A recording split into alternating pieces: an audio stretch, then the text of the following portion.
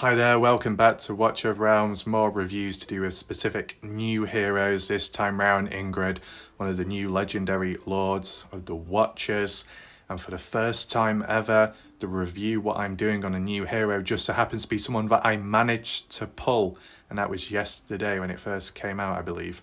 So that's really good to see. Of course, you got Falana, who's also just as good.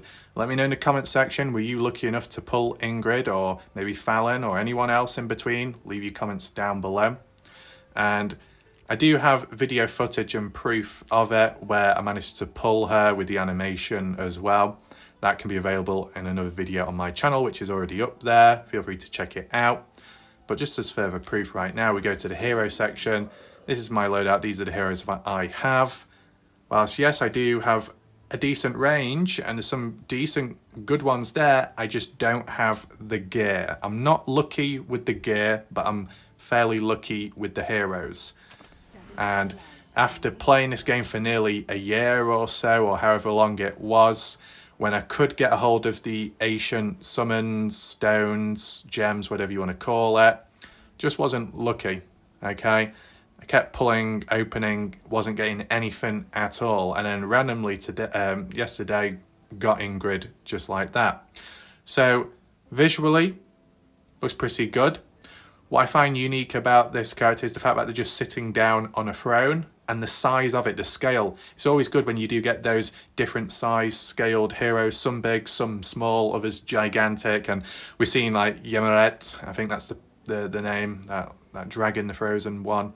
And the skin where it gives them multiple heads like a Hydra, I mean, that's just like next level. Even Ajax or Ajax, that guy riding on the dragon, just the sheer scale and size of it.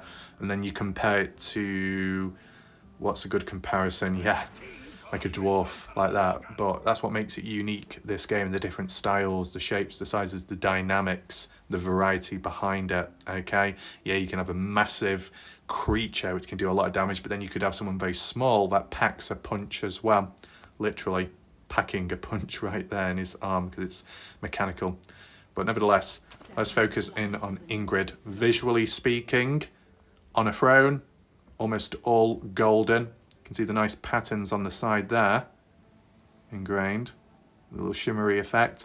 Got like an aura flow going around her character. At the base, it spirals, swirls. The back of this is very unique. The artwork to it, like a lord, king or queen holding a sword. Really nice. And then the outer bit, the rim, a gem type colour, shards, fragments, with some stars as well, like a galaxy. Really nice visuals. Then we go to the front. A nice staff there. Whoops, where are we gone now? Kicking me off. Got that mage staff there, unique shape and style. And then even the armor as well, really unique. The crown, golden crown, which drops down to half or just a part of her face and eye cheek being covered, concealed by like a golden mask. Shoulders, yeah, it's very good visually. Really detailed as well. So that's all good to see there. But what else makes this person unique is the fact that they're a lord. So they've got their own little special additional abilities. And if we just click top right corner, faction details, you got Supreme Arbiters. Now the lord's skill is Praetors, here at least. In terms of who she is the leader of, she is the leader, the lord of the Watch Guard. And you do have some other lower ones. So you'd be getting hold of Borut very early on. And even Ain. Then you've got Leia. I didn't know she was a lord, but that's like another legendary. Interesting. I think she's a healer with the harp. But nevertheless, Ingrid, what does she gain? What does she get from this? Awakened 2 and up. Increases faction team members' attack by 5%. Wow. So if anyone is lucky enough to get Ingrid twice, which is a big ask, okay? It's not exactly easy to do. You'll be getting a 5% increase for your faction team members, which is obviously good. increases the faction team members' basic attributes by 15%. If we was to compare that to Borat, increases it by only 5%. And as for Ain, 10%. What about Leia? 15%. So for legendaries, it's just 15%. For epics, it's 10, and rare 5. Fair enough. That's good. The 15% basic attribute increase is obviously really good to see. It says periodically increases the faction team members' damage and healing bonus by 50%, which is a big boost, and it's for 20 seconds. The more faction allies there are on the team, the more frequent it will take effect. So you get the idea there. After the Lord deals direct damage to an enemy, the faction team members deal 20% extra damage to that enemy within 3 seconds. I'm assuming that the heroes around need to be within the tile range for that to occur.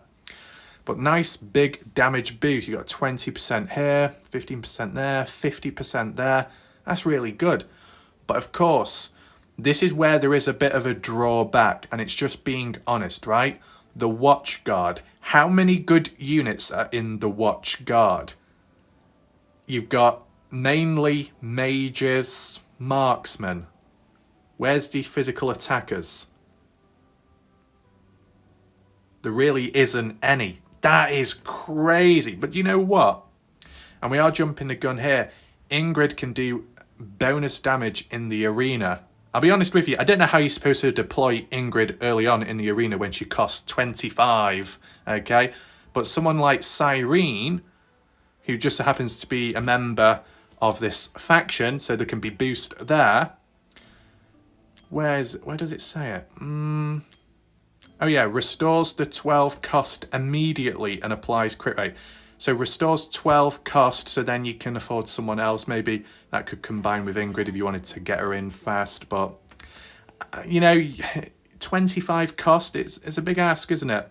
So who else is a part of these faction members? You got Ain, you got Borat, you got Leia. You got this guy there. I don't know the names. We got a healer. Who's that one? Alora. Is she any good? Not really. Only having a quick look. It's a shame it kicks me off. I wish it didn't. Lucia's has stood out to me. Yeah.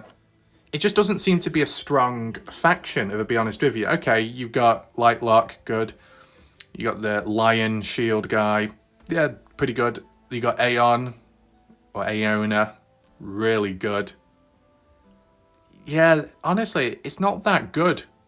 As for this faction right now, this faction is really weak, or at least it is for me, because, you know, obviously I don't have most of these legendaries because it's greyed out, but those that are greyed out are just simply marksmen, mages. So what, you really be focusing this more so on gear raid, gear stage 3, you know, with the air units and arena focus.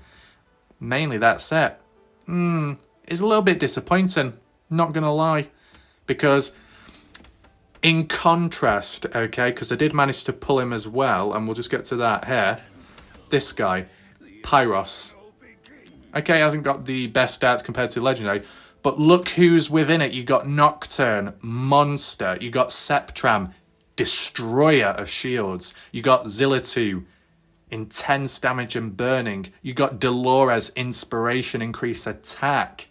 Right, you got a nice variety there. You got a healer, of course. Ooh, you got Twinfeld. And then you got, is it Valdron or something? You've got Hex. Ooh, massive damage. You get what I'm saying? That faction is dominant, powerful. Another one, if I can find, this person here. Isolde. Okay? Don't have them all. But you can see you got King Hearts, really good.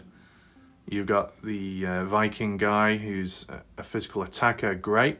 Some healers, Nocturne, Jira, of all people. You got Valkara, Mari, Vortex, ooh, and even Ardea, who's one of the top ones as well.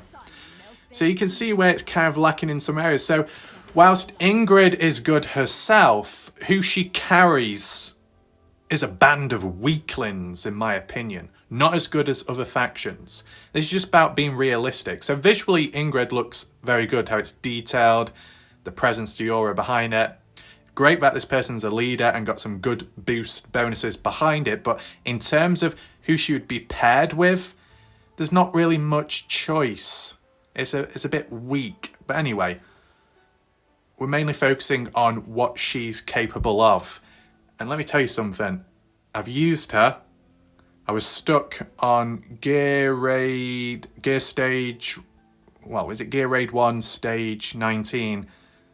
I was stuck on 18 for over like near to a year or so. I've just pulled her just recently, and I've just suddenly gone from doing 18 to just wiping the floor on 19 at least, and now being able to get good gear and tier 2 items, which is a miracle for me. I mean, it's a miracle that I got this person. The fact that they've enabled me to do 19 just like that enabled it. Granted, yeah, I do have Lacer, who is another enabler as to why I was able to do it, because that anti-healing, but you need anti-healing and you need extreme damage to get it over and done with quick, so then you can move on to the next wave of enemies, so you don't get completely up against the wall and then destroy the barrier and then you lose. You gotta do it quick, you gotta be going at it, but got lucky. Awaken, we saw that earlier, didn't we? Does it actually mention it here? Why does it not mention it here? Awakened one. It's talking about the Stellar Mode. What about the faction? It's not mentioning anything about the faction, or is that number 2? Oh, no, yeah, number 2. Apologies. There we go. So Stellar Mode deals 20% increased damage to targets inflicted with Radiant Erosion. Receives 20% less damage from targets inflicted with Radiant Erosion. Some survivability there. During the Solar Overload and Stellar Overload, reduces the number of basic attack required by the talent to trigger. Very good that, by 1. Good. Penetration 8, decent. Solar Flare ignores 25% magic resistance. Ooh, that's really good. Really good, especially when you're doing the Gear Dungeon 1 or Gear Dungeon 2. I can't remember which one it was, but the enemies had a form of resistance. So using this to make them more vulnerable would really work. Okay. Promotion-wise, I'll just show you them. Unlocks that skill. Talent enhanced. Some of this will be mentioned anyway. Another skill, talent enhanced. Let's go to the skills now. Okay. There's the talents. When deployed, enters Solar Mode. Solar Mode launches 4 basic attacks, which turns the next basic attack into the Solar Flare. Stellar Mode launches 4 basic attacks, turns the next basic attack into Star Shower. So, to summarise this character, in order to go from Solar Mode to Stellar Mode, you need to use the manual ultimate. And that'll make more sense in just a second. But to make sense of it, really good range, but very limited as well. Normally, when you get mages, they may cover a wide surface area normally. This is like a straight line. This type of range is the equivalent to Valkyra, if you look there. But Ingrid has a lot more range. The only unfortunate thing is you can't use the artifacts. I don't know if yeah, you see that artifact, Realm Tear. Deals increased damage to enemies beyond 1 tile from the hero. It doesn't apply to this person because they're a mage. But if they had that, oh, it would be very good, considering the extended range. Okay, so Solar Mode is by default. Stellar Mode is when you switch up with the ultimate. If you're going into Gear Raid 1 and other areas of the game where there's a lot of units and it requires AoE damage and there are tiles which welcome mages or marksmen, then this is what you need. This is what you use default Solar Mode, because it deals 115% AoE damage 1 time up to 8 enemies. Reasonable. And you can increase it a bit more, about 120. So if I max her out 120% AoE damage one time to up to 8 enemies. The Stellar mode deals 57% damage to 2 enemies one time. 2 times over 100%, as like with all the normal basic attacks. Okay? So this specific hero allows you to go from AoE damage to just straight up single target damage. Okay? But it is magic. Okay? I don't know if we've ever had a magic and physical damage deal where they can switch between the two. I don't know if Hex applies there because he's kind of got complicated stuff, but I've not had a chance to get a hold of him or review him. Okay? But as for Ingrid, it's all about magic damage, so take that into mind, okay? But if you're in areas and stages of the game where there's a number of enemies, stick to the solar mode, which is by default, because you'll be doing all of the AoE damage. If later on in the stage there are single enemies, you can switch to the stellar mode. But in order to do that, where you get that ultimate, solar mode, AoE, switches to stellar mode, which is single target. And then if you was to activate the ultimate again, you're going from the last thing you transition to. So stellar mode back to the original solar mode. So you've got the choice, okay? That's a positive. So whilst most heroes in the game will have an ultimate which will make them even more powerful, deal even more damage, or heal even quicker, or do it faster, this person is just basically switching between AoE damage or single target damage.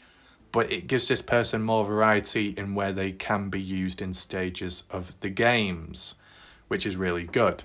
Now, besides the basic attack, we got the passive. And this is where it starts getting quite important. So when triggering the solar flare, I don't know if I actually clicked on that. Solar mode, mode infuse. Yeah, there was a lot of writing here, and at first I couldn't understand it. But when we look at solar flare, 320% AoE damage. Wow, that's pretty good. But it's the fact that it targets up to 15 enemies in a wide front area. What does wide front area? I'm not too sure, to be honest. But one thing that I know is the range is pretty good. And it can take out a lot of enemies. You know, I don't know if it's how the person was built, but I was trying to use Vienna with Gear Raid 1 Stage 19. I was using a friend assist. And they were doing some damage, about like 40, 45 million. I think I just about completed the stage and I was like, okay. And you know how clutch Vienna is as well, with killing all the enemies instantly with one of her ultimates at a certain point. But then I decided to use Ingrid alone, and somehow Ingrid did like 57 million damage casual, just like that, and I don't even have her built out that well, don't even have her maxed out that well, and beam just like that, sticking to the default solar flare, the solar mode, and not changing it whatsoever, and doing a lot of damage. Really good. The 320% AoE damage, that's good. So it grants 1 solar energy point, and then triggering Star Shower. Star Shower deals 50% damage to 1 enemy in range 12 times. Solar Flare. Let me just double check this. Yep. So Star Shower grants 1 stellar energy point. Up to 5 energy points can be accumulated. Each solar energy point or stellar energy point increases damage by 3%. Reaching 5 solar energy points triggers Solar Overload. And Solar Overload reduces attack interval by 15%, during which the ultimate cannot be used. So you are locked out. Solar energy will be cleared when the effect duration ends. And reaching 5 stellar energy points triggers Stellar Overload. Increase attack. Reduces attack interval. Okay. Casting Cosmic Shift will clear all solar energy points and stellar energy points. So, there's a lot of writing. For me, it's confusing, but when I'm using it in-game, it's not, because I can tell what works, what doesn't. Solar mode for a wide range of enemies where AoE damage is needed, Gear Raid 1. Anti-air, yeah, because they're a mage, they can do it there as well. But take in mind, you got to place them correctly based off their lack of spread, but they've got the depth, they've got the range, but they haven't got the radius, they haven't got the spread like our typical mages do have. So you got to make sure you apply them correctly. They can do well in tide as well, you know, especially if you're defending a wall or a barrier and you just put it across and they're just going to wipe everyone across. That works really well. Stellar mode can be like with a boss-based situation in a stage, like Gear Raid 1 or Gear Dungeon possibly. More single targets here and there. I think it was the Codex, I can't remember, I can't say it's the Sphinx or so, the one that has that shield where you got to destroy it in a short amount of time. Well, if you used to use the Stellar mode, which is only doing like single target damage, is what you want there. So you'd switch it up with the ultimate, which then would lead to, I think, the Star Shower. 12 times, right? Deals damage 12 times. So you think about it, you're destroying that shield, you're attacking 12 times. That's very good. Now, we do have a passive here, the Celestial Wrath. That's really fitting. Wrath, considering that's my name on YouTube, my channel name. Solar Flare deals an extra true damage one time equal to 120% of the hero's attack to enemies hit. Each damage dealt by Star Shower has a 25% chance of inflicting burning, 25% chance of inflicting radiant erosion. That's really useful. It's like a Zilla-2 in a way. 20% continuous magic damage per second, really nice. And deals continuous true damage based on defense of the inflicted target. Stacks 3 times. So this person is definitely an all-rounder for different areas of the game, okay?